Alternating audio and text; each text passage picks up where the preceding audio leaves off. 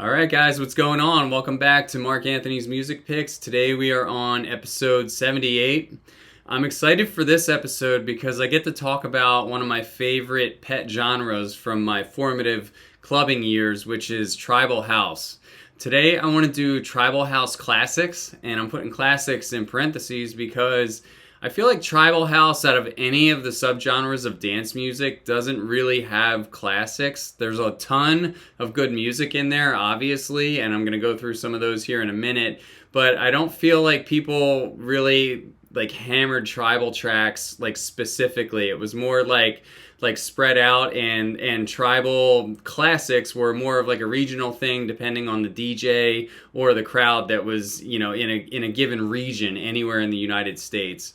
Tribal wasn't just limited to the United States, though. A lot of the tribal house producers that were really big came out of Spain and Portugal. So there was a lot of European presence for it too, and probably more tribal house than anything came out of Spain and Portugal. But there were also some East Coast producers, specifically in Jersey and New York, that really focused in on tribal house. And I always loved it. There's something about the percussion and the drum loops that even when I go back and listen to some of these records now, maybe some of them haven't aged well, but some of them still have. And I feel like they really just captured this pumping, tough energy that really represented the New York sound for maybe the early 2000s. I remember being on message boards back in the day, and I'll say it was around 2000, 2001. One of the girls that was on one of the popular forums back then made this post called Tribal is Coming, right? Or Tribal House is Coming. And I was like, what the hell is tribal house? Back then I was listening to hard house and hard trance and just club tracks, right? There wasn't really, tribal hadn't really come to full tribal nature. Let me go back and preface that. There were tribal house producers like Joe Clausell and such that were making tribal house as far back as the early 90s. But when in this episode, when I talk about tribal house, I really mean tribal progressive, that progressive house, tribal, chunky, thumping, big room sound. So that's what I'm concentrating on for this episode here. And I'm going to go through 5 picks for you. And you may feel that some of these are classics and some of them maybe you never heard of, but they're classics to me, and I hope you enjoy them. My first pick for you is this kind of obscure one. This is by Nite System, and it's called Get Back to the Underground. This came out in 2002 or 2003 on Nightlist Music, and that's a Japanese label, so it's weird to have tribal house coming out on a Japanese label. I had to buy this thing from China 7 years ago. And buying from China now on Discogs is a lot different than 7 years ago on Discogs. I mean, I gave myself 50-50 odds of this thing ever showing up. And it actually showed up in good shape too. It wasn't bent in half and smashed. So I was just really I felt blessed to actually get a copy of it. There was only one ever listed for sale for the first few years that this listing came up, and as soon as I saw the listing, I just pounced on it. I think I spent $40 trying to get a hold of it, but it's worth it. Nite System is Hiroshi Watanabe, if I'm saying his name right, and he's a prolific producer. He's got at least 8 or 10 aliases. He used to do that 32 Project alias that released on Ibadan, which was more like a deep house kind of reflection of his productions. Nite System did big room, techie, kind of deeper records type aesthetic. And now, under his real name, Hiroshi Watanabe, it's more ambient, eclectic, more spiritual vibe music. But here, Get Back to the Underground, I always thought this track was interesting because it had a spoken word that basically reflected the sentiments of somebody that's been clubbing for a while and feels like when they go out to a party, the party doesn't really hit them like it used to. And it's funny to see somebody saying that in 2003. So that tells me that maybe when you go out to a party and you're not impressed with it or you're bored, maybe the problem isn't the party. Maybe it's who you're going with. Maybe you've been to too many parties. Maybe you've kind of seen it all. You know what I mean? And I think that's kind of captured in here. It's like, is it the party or me? Like, who's having the bad time here, and what's the real root cause of this? So just interesting vocal, nice nasty beat, and I used to like to open my sets with this. So check this out. I hope you like it. Remember when you walked into a club and the bass and the lights made you wild? The music gave you chills and made your stomach all funny. Gave you butterflies. It gave you butterflies in your stomach.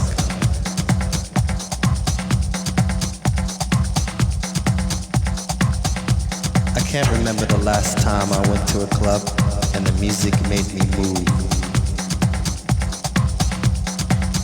No fashion, no cute tunes, no catchy phrases, just deep, dark, grinding music.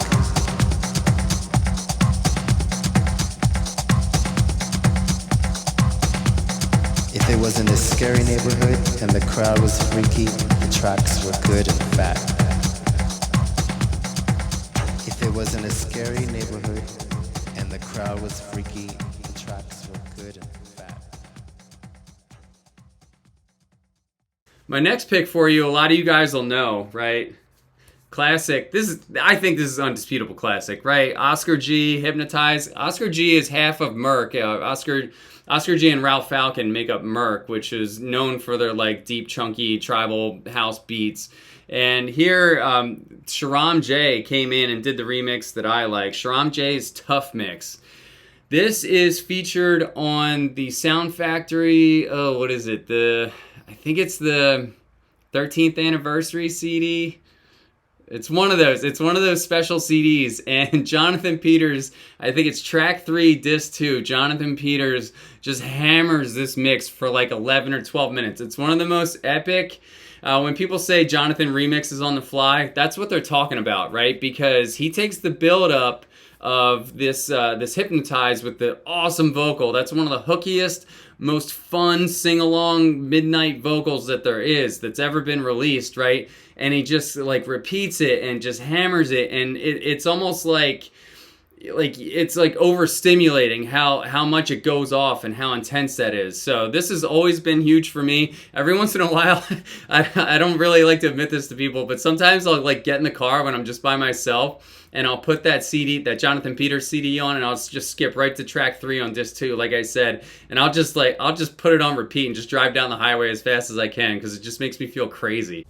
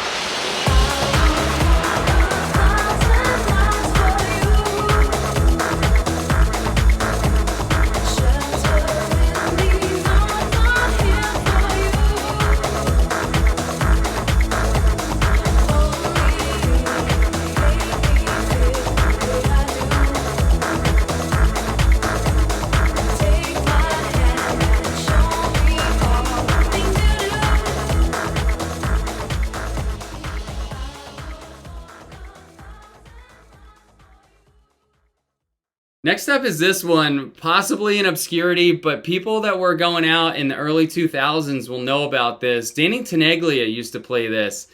This is Coco da Silva's This Time You're Mine on Kismet, and anybody that's into progressive house knows the label Kismet. You get better than 50-50 odds of just picking anything off their catalog, off the shelf, and it's going to be good.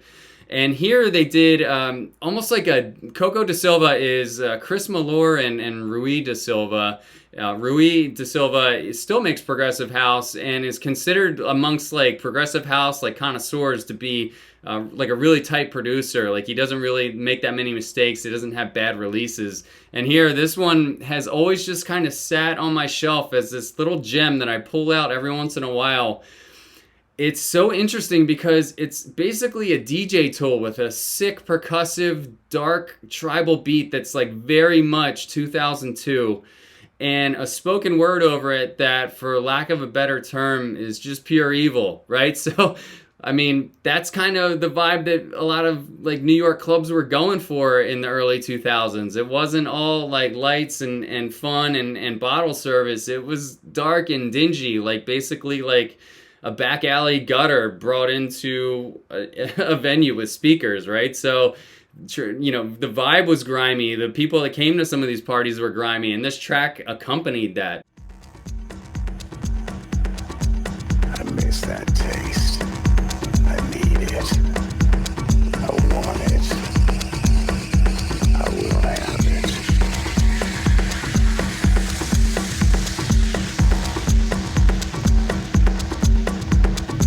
I can still get inside you. I can still get inside you.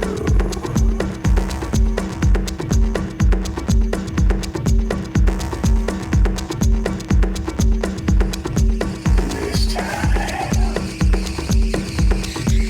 you're mine.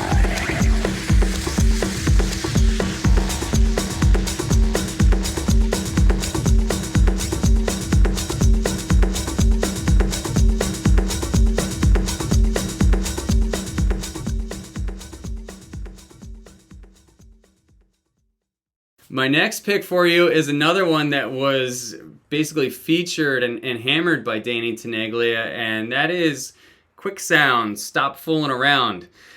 I rediscovered this by watching, just coincidentally, I went down a YouTube rabbit hole and I was looking at the video of Danny Tenaglia playing his last party at Output, the last party that he ever played at Output before Output closed. I loved Output very much, and I actually did an Output episode where I got to see Naveen and John Digweed there, so I'll give a link to that down below if you want to check that out. That's one of my favorite episodes that I ever made. But anyways, Danny Tenaglia was playing Stop Fooling Around in that video of the last night at Output, which, by the way, I will include an excerpt of that at the end of this video, so hang tight till the end and check that out. But the thing that resonates the most with me about that video is the way that the crowd reacts when they hear the intro to this. And the reason that the crowd knows Quicksound, Stop Fooling Around so well is because it was track 1 on disc 2 of Danny's Back to the Basics CD, or Back to Basics CD. So anybody that was like a cult fan of Tenaglia in the early 2000s knows the Back to Basics CD, and for him to drop this classic, right, the first track on any CD, in my opinion, always has to be strong. It has to be the attention getter, and Quicksound does that.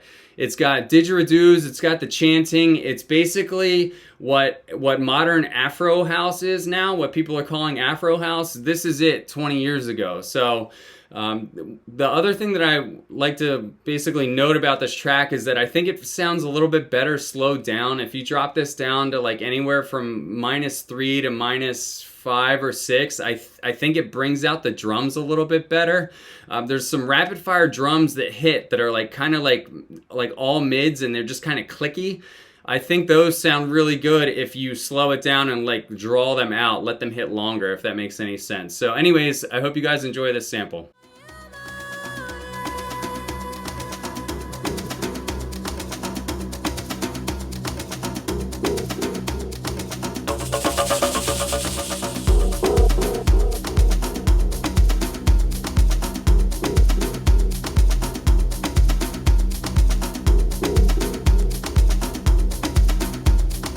Transcendental meditation.